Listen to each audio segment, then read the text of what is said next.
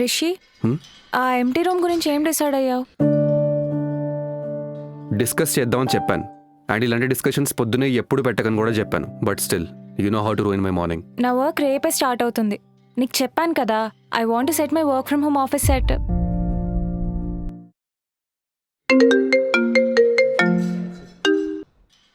చెప్పమా. ఏంట్రా గొంతు అంత చిరాగ్గా ఉంది? పొద్దున్నే ఏదైనా సీరియస్ విషయం డిస్కస్ చేద్దామందా నవ్య? చూసావమ్మా, నీకు కూడా అర్థమైపోయింది. అరే తనకి నేను ఎన్నిసార్లు చెప్పినా ఎంటీ రూమ్తో ఏం చేద్దాం అని అడుగుతూనే ఉంటుంది. అరే మా కమ్యూనిటీలో మంచి కోవర్కింగ్ స్పేస్ ఉన్నాయి, అవి వదిలేసి వర్క్ ఫ్రమ్ హోమ్ సెటప్ చేసుకుంటా అంటుందేంటి? మరి ఆ రూమ్ ని నువ్వేం చేద్దాం అనుకుంటున్నావు? ఏముంది, మన ఇంట్లో స్పోర్ట్స్ సెటప్కి ఇంకా గేమింగ్ సెటప్కి నాకు ఎలా అయితే సపరేట్ రూమ్ ఉందో అలానే చేద్దాం అనుకుంటున్నాను. నీ ఇంట్లో గేమింగ్ కి ఒక రూమ్ ఎలా ఉందో తన ఇంట్లో కూడా వర్క్ కి అలానే ఒక రూమ్ ఉండిందేమో. Relationships are about compromise and adjustment. You have to be willing to give and take.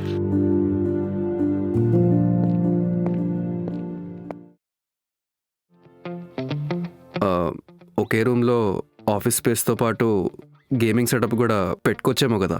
Are maybe నాకు కోవర్కింగ్ స్పేసే నచ్చచ్చేమో. Will figure it out.